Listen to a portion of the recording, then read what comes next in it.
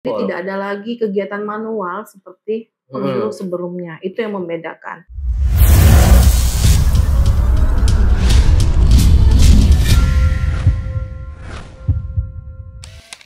Jadi terima kasih Yun waktu dan kesempatannya jauh-jauh ini dari Benteng. Kemarin ke Medan ini ya? Ya, tadi dari Bengkulu Tengah.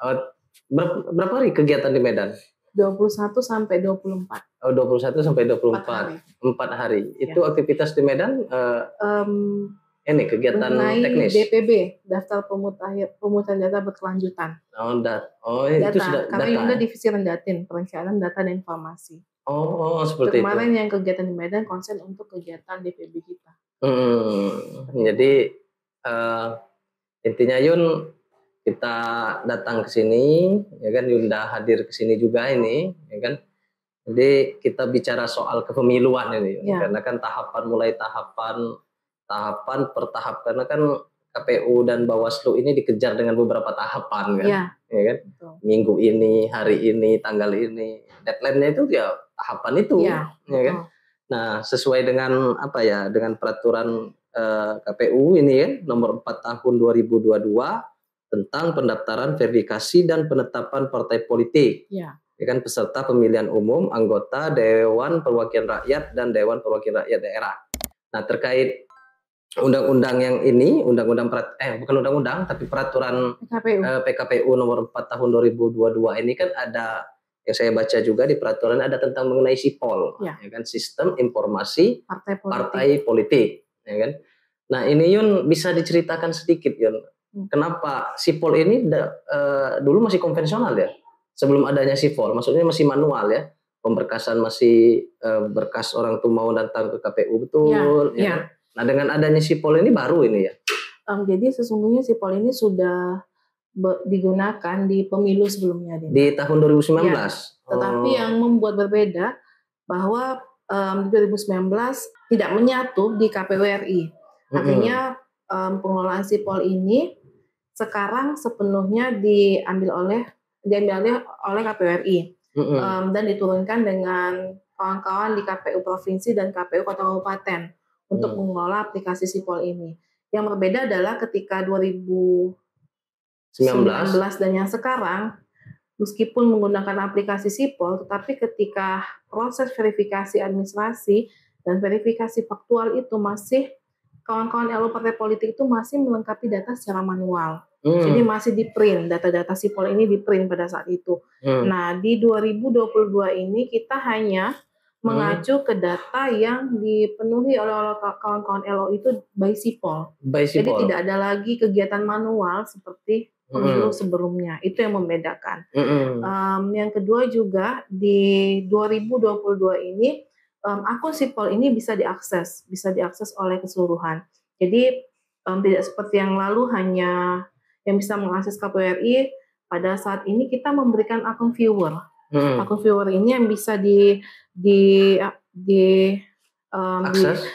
oleh kawan-kawan parpol, oleh kawan-kawan Bawaslu dan oleh masyarakat umum. Seperti itu. Oleh kawan-kawan Bawaslu mereka bisa melihat, mereka bisa menjadi viewer namanya. Viewer seberapa banyak masyarakat yang melakukan laporan terhadap laporan jika memang ada masyarakat yang dicatat oleh data SIPOL. Mereka juga bisa melihat sejauh mana ke pemenuhan setiap partai politik ini MS atau TMS-nya seperti itu, dan partai politik parpol pun bisa memantau secara langsung. Artinya tidak ada lagi kecurigaan bahwa ada indikasi KPU bermain tentang data-data ini. Dalam proses tahapan ini adalah verifikasi administrasi. Verifikasi. Artinya dengan adanya SIPOL ini, berarti SIPOL ini lebih terbuka hari ini ya. Betul. Sistemnya juga lebih rapi, ya kan. Jadi setiap orang bisa, sebenarnya bukan setiap orang, tapi hanya mengakses, misalkan untuk saya ini seluruh masyarakat. Seluruh masyarakat. Ya, seluruh masyarakat bisa. Jadi artinya membedakan seperti yang saya sampaikan tadi, bahwa kami mensosialisasikan bahwa masyarakat itu bisa menjadi viewer. Dengan link yang sudah disosialisasikan di akun Facebook setiap KPU Kabupaten Kota dan KPU Provinsi, untuk setiap masyarakat bisa mengakses apakah mereka terdata atau tidak di SIPOL. Ini mengantisipasi menjelang penetapan anggota partai politik. Nanti ketika SIPOL ini sudah ditetapkan, maka tidak ada lagi yang laporan yang bisa kami terima. Nah, dari awal proses Sipol ini launching, maka kami sudah sosialisasikan itu. Artinya setiap masyarakat bisa mengecek sendiri manual baik handphone mereka, aplikasi Android mereka, apakah mereka terdata atau tidak di Sipol. Jika mereka terdata, mereka mempunyai hak untuk melapor langsung ke KPU kabupaten kota terdekat, ataupun bisa melalui laporan masyarakat yang ada dari di link yang sudah kami by Sipol. Tetapi karena ketika mereka tidak paham proses seperti apa, mereka bisa datang ke KPU dibantu oleh helpdesk KPU kabupaten kota yang nanti akan kami teruskan data tersebut ke KPU RI. Artinya tindak lanjut data ini tetap melalui KPU RI ke partai yang bersangkutan. Jadi setiap orang bisa mengakses ya? Ya, mereka bisa memastikan. Jadi ya kita praktekkan ini. Oke ya. Jadi ini langsung kita coba. Saya mau ngecek juga nih, misalkan saya nih Yun ya, Hamzani mau ngecek saya ini terdaftar di. Jadi ada form tanggapan masyarakat, yaitu di helpdesk KPU https helpdeskkpu.go.id. Yunda share ya? Share aja Yun. Jadi langsung kita praktekin ya. Jadi, oke. Nah, coba dibuka. Jadi buka ini ya. Helpdesk. Langsung ditampilkan supaya kawan-kawan semua bisa lihat. Iya. Nah, nanti tampilannya seperti ini, akan tampil form tanggapan masyarakat. Nah, tahapan pemilu apa yang saat ini sedang berlangsung? Ya. Seperti pada saat ini adalah tahapan verifikasi administrasi. Kawan-kawan bisa masukkan data yang terdiri dari nama, nomor identitas, maka akan muncul nanti identitas pelapor. Identitas pelapor ini tetap dengan melindungi data. Artinya data ini tidak bisa diakses juga oleh seluruh masyarakat umum. Jadi artinya keamanan data itu tetap terjaga. Ya, ini apa? Cek anggota partai politik ya? Ya. Mungkin Zani bisa masukkan data pribadi. Ini ya, saya coba ini ya. Apakah nik saya 17 terdata atau tidak di situ? Ya, saya bukan robot. Kita cari. Tidak terdaftar dalam Sipol. Ini guys. Ya. Dan sebaiknya tidak terdaftar dalam Sipol. Pengecekan ini dilakukan berkala. Jadi bukan hanya hari ini. Bukan hari ini. Sampai nanti penetapan. Iya, sampai nanti menjelang penetapan. Karena kita tidak tahu proses yang sekarang berlangsung ini adalah proses perbaikan administrasi. Maka partai politik yang kemarin TNS tidak memenuhi syarat atau belum memenuhi syarat untuk menjadi partai peserta pemilu, maka mereka diberikan ruang hingga 9 Oktober 2022 ini untuk melengkapi verifikasi administrasinya. Artinya kita juga sebagai masyarakat harus aware, harus tanggap dengan data diri kita. Jadi ketika melakukan pengecekan bukan hanya pada hari ini, maka mohon dilakukan pengecekan secara berkala. Dan KPU membuka peluang itu, membuka tanggapan masyarakat dengan helpdesk kami yang sudah tersedia di KPU Kabupaten Kota, dan data-data Bapak Ibu sekalian, seluruh masyarakat akan kami tindak lanjuti, akan kami teruskan melalui KPU RI. KPU RI akan meneruskan ke LO Pusat untuk menghapus data masyarakat yang melapor kepada kami ya. Sejauh ini ketika ada laporan maka akan ditindaklanjuti. Prosesnya seperti apa, waktunya seperti apa, itu tentatif, Indah. Jadi kami tidak bisa, KPU Kabupaten Kota tidak bisa memastikan apakah hari ini melapor data itu langsung terhapus, tidak bisa memastikan karena koordinasi di tingkat atas itu adalah KPU RI dan LO Parpol yang bersangkutan. Ya, seperti itu. Berarti artinya seandainya kan ini ternyata Hamzani ini nik saya ini terdaftar di salah satu partai politik Bunga misalnya kan. Padahal saya ini tidak pernah daftar di partai politik Bunga. Artinya waktu saya melapor ini ke ke KPU kota atau KPU provinsi seperti itu. Tapi KPU kota dan provinsi tidak bisa langsung menindaklanjuti. Sesuai dengan data artinya jika memang KTP tersebut KPU Bengkulu Tengah, kami akan segera menindaklanjuti meneruskan data tersebut ke KPU RI, dan KPU RI juga pun segera meneruskan ke LO yang bersangkutan. Tetapi dalam proses penghapusannya itu adalah wewenang partai yang bersangkutan. Maka kita tidak bisa memastikan estimasi waktunya.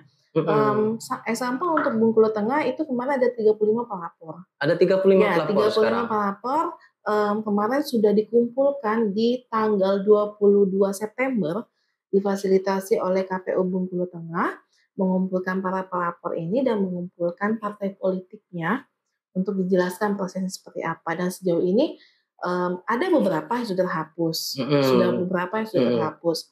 Tapi yang sisanya pun ternyata setelah kita cek dan masyarakat ini melapor kembali belum dihapus. Maka komitmen KPU tetap akan melanjuti ke partai yang bersangkutan. Tetapi seandainya kalau misalkan pihak partai tadi tidak menghapus, yang LO-nya misalnya apa namanya itu, konsekuensinya apa yang akan dilakukan itu?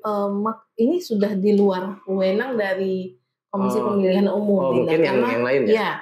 Karena yang memasukkan data tersebut kan partai politik. Tugas kita hanya mensosialisasikan, memastikan kepada masyarakat. Ketika mereka memberikan laporan kepada kami meneruskan yang membuktikan bahwa memang data mereka diproses, laporan mereka diproses. Tetapi yang bisa menghapus data orang tersebut adalah LO partai politik itu sendiri.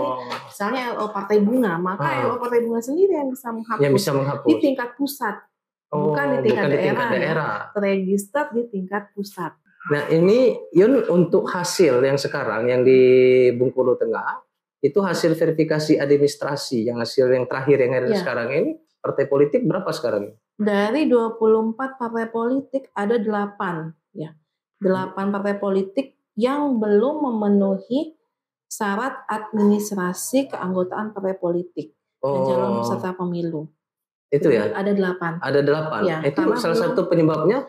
Belum memenuhi 119 anggota? Ya, minimal ya. Minimal. Ini bisa terjadi karena kegandaan dengan partai politik yang lain seperti itu. Iya. Misalkan si Pulan ini ganda dengan Partai Bunga dengan Partai Kumbang misalnya kan. Tapi mungkin Partai Fulan tidak bisa menghadirkan, tetapi Partai Bintang bisa menghadirkan seperti itu. Seperti itu. Itu terjadi karena rata-rata ini karena kegandaan partai politik, artinya yang bersangkutan akhirnya BMS memenuhi syarat dan TMS tidak memenuhi syarat. Yang ini mungkin ada yang keterwakilan perempuan sampai 30% itu mungkin salah satu yang tidak memenuhi administrasi itu ya? Ini mungkin masih dalam proses administrasi. Baru proses administrasi. Setelah ini belum hasil akhir, Indah. Karena mereka masih diberikan waktu untuk melakukan perbaikan administrasi hingga nanti tanggal 8 Oktober. 8 Oktober ya? 8 Oktober ini. Itu. Rentang waktu nanti dari tanggal 6 hingga tanggal 9 itu KPU akan memanggil partai politik ini kembali jika memang terjadi kegandaan dukungan untuk klarifikasi. Artinya ya sederhananya sebenarnya fungsi dari Sipol, kembali lagi ke proses Sipol tadi, 3 fungsi lah ya kira-kira. Ada 3 fungsi. Ada 3 fungsi dari Sipol itu. Dari partai politik intinya untuk pengelolaan data parpol, pendaftaran ke KPU dan pemutakhiran. Ke depan Sipol ini akan digunakan juga sebagai pemutakhiran. Proses pemutakhiran dukungan. Harapannya pasca ditetapkan sistem informasi partai politik ini adalah data ini tetap mutakhir. Mutakhir seperti apa jika memang ternyata ada yang mencantut data, harapannya ke depan pasca ditetapkan pun kita bisa memutakhirkan data ini lagi. Seperti data DPB mungkin ya. Pemutahiran data berkelanjutan. Jadi bukan hanya di daftar pemilih tetap untuk pemilu, tapi juga nanti harapan ke depannya di data partai politik ini. Sampai hari ini Yun, ini baru satu nih fungsinya untuk partai politik. Nanti ke yang lainnya. Sampai hari ini yang para parpol hari ini dimudahkan atau dia merasa sulit dengan adanya Sipol hari ini? merasa dimudahkan atau sulit ya? Mereka lebih dimudahkan, Dinda. Lebih dimudahkan. Sekali lagi, dari enggak respon dari parpol. Iya, karena mereka pun bisa mengakses secara langsung. Yang kedua, mereka tidak disulitkan lagi dengan melengkapi secara manual, melengkapi dukungan ini secara manual. Artinya kalau di periode yang lalu mereka harus melakukan print out lagi dari data sipol. Print out lagi dari data dukungan sipol. Artinya lebih efektif ini ya, lebih efektif dan lebih efisien. Di periode yang lalu itu sering terjadi miskomunikasi antara LO partai politik dan KPU. Karena sepenuhnya data sipol ini diakses, ditetapkan oleh LO pusat. LO pusat, tingkat pusat. Nah, di injury time ketika mereka harus melakukan melengkapi administrasi di KPU, terkadang data sipol ini urutannya berubah dan tidak diketahui oleh LO daerah. Daerah. Jadi ketika mereka melakukan print out, KPU tetap berpatokan dengan urutan data yang disipol. Sementara LO ini tidak memahami bahwa perubahan itu terjadi dari tingkat LO pusat. Ini terjadi miskomunikasi dan sedikit gesekan-gesekan yang di periode lalu terjadi. Kenapa KPU menetapkan urutannya seperti ini? Sementara mereka merasa bahwa yang mereka lengkapi, yang mereka print out ini sudah benar. Jadi ada miskomunikasi itu bahwa ternyata yang merubah data ini urutannya adalah tingkat pusat. Nah, dengan sistem yang sekarang maka tidak ada lagi miskomunikasi itu terkait keterbukaan informasi publik. Jadi mereka bisa yakin sepenuhnya bahwa data yang mereka akses ini juga sudah terregister di KPU RI dan sudah diketahui oleh LO tingkat pusat hingga LO tingkat kabupaten. Nah, ini artinya kan luar biasa keuntungan untuk partai politik, ya kan? Artinya lebih efektif dan lebih efisien ya kan? Nah, yang kedua selanjutnya fungsi yang kedua apa nih? Untuk penyelenggara, KPU ya, pemilu, KPU khususnya dari sipol ini kami bisa memonitor pengisian data parpol. Data parpol ini secara keseluruhan, Dinda, hingga nanti kepengurusan, ketua sekretaris bendahara, hingga nanti posisi letak kantor, itu seluruhnya by sipol. Jadi tidak manual lagi. Kami bisa mengakses, kami bisa mengecek semuanya by sipol. Kemudian menerima pendaftaran partai politik ini seluruhnya by sipol sekarang. Jadi tidak ada manual lagi seperti dulu. Lebih efektif memang. Kemudian untuk melakukan verifikasi seperti tadi jika terjadi kegandaan dukungan, semuanya bisa diakses by sipol. Jadi KPU itu patokannya hanya dari data sipol. Dari data sipol. Hingga nanti penetapan verifikasi administrasi partai yang lulus administrasi semuanya itu ditetapkan by sipol. Hingga nanti di akhir berita acara pun juga by sipol. Wah, keren berarti ini sistem informasi ini. Ya, mudah-mudahan bisa menjadi baik. Kemudian untuk Bawaslu, fungsi dari sipol ini adalah memudahkan Bawaslu untuk memonitor pengisian data sipol. Mengawasi jadi dalam proses pengawasan tidak ada lagi keraguan Bawaslu apakah KPU bekerja dengan semestinya. Apakah memang data yang disampaikan, data yang diumumkan itu valid atau tidak valid, seperti itu. Kemudian mereka juga bisa memonitor pendaftaran, verifikasi hingga nanti proses penetapan. Karena mereka sudah diberikan akun viewer. Jadi Bawaslu sudah diberikan akun viewer. Terus itu parpol diberikan akun viewers dan masyarakat diberikan link untuk mengecek yang seperti saya tadi. Seperti itu. Seluruhnya terregistrasi di sipol. Wah, ini di sistem informasi partai politik. Iya. Itu, Dinda. Artinya agak sedikit ringan lah kerja KPU sekarang ini.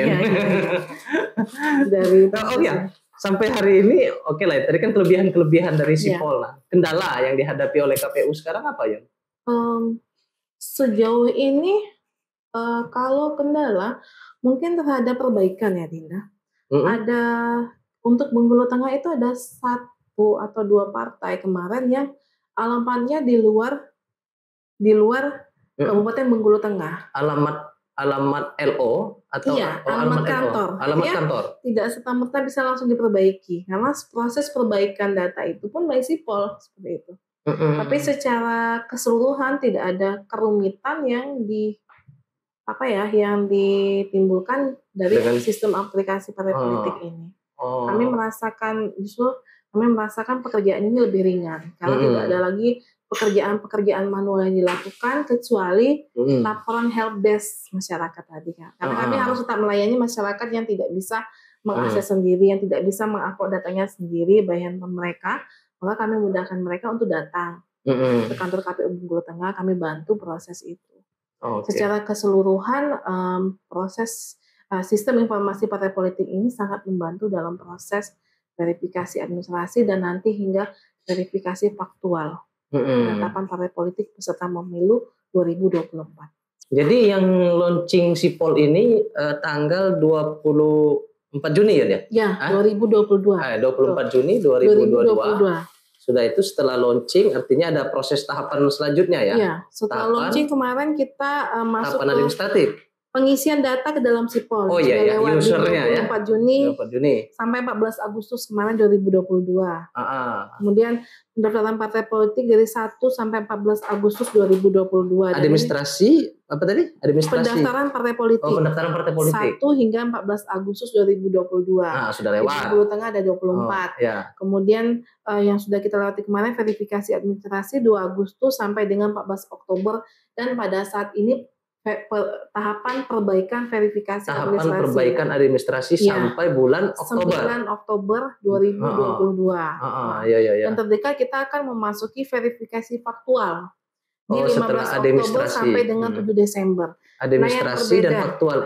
Faktual tanggal 15 Oktober hingga 7 Desember 2022. Yang membedakan verifikasi faktual dan administrasi ini adalah yang difaktualkan hanya untuk partai yang lolos ya? Iya, partai non parlemen. Seperti itu, Dinda. Jadi yang kemarin sudah ada di parlemen dari threshold, maka tidak akan dilakukan verifikasi faktual lagi hingga nanti tahapan akhir di 14 Desember 2022 penetapan.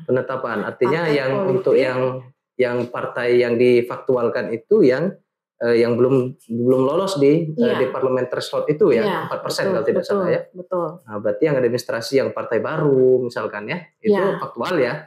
Terus itu dilakukan faktual. Terus itu yang partai walaupun duduk di DPR kabupaten kota tapi tidak di parlemen, itu juga diverifikasi faktual. Dilakukan verifikasi faktual hingga nanti 14 Desember 2022 kita lakukan penetapan dan pengundian nomor urut partai politik peserta pemilu tahun 2024. Oke, sip. 14 Desember tuh Yun ya? Iya. 14 Desember penetapan. Penetapan dan pengambilan nomor urut. Pengundian nomor urut partai politik peserta pemilu tahun 2024. Oke, terima kasih Yun. Mungkin itu saja Yun. Informasi yang kami dapatkan pada siang menjelang sore hari ini. Kan? Tetap semangat Yun bekerja untuk demokrasi Indonesia. Mudah-mudahan demokrasi Indonesia ini semakin lama semakin baik terus. Amin ya rabbal alamin. Dan sampaikan salam dari Bengkulu Cerdas untuk teman-teman di KPU Kabupaten Bengkulu Tengah. Selamat bekerja. Ya, gitu aja Yun ya. Terima kasih. Terima kasih. Ya. Pemilih cerdas, demokrasi berkualitas.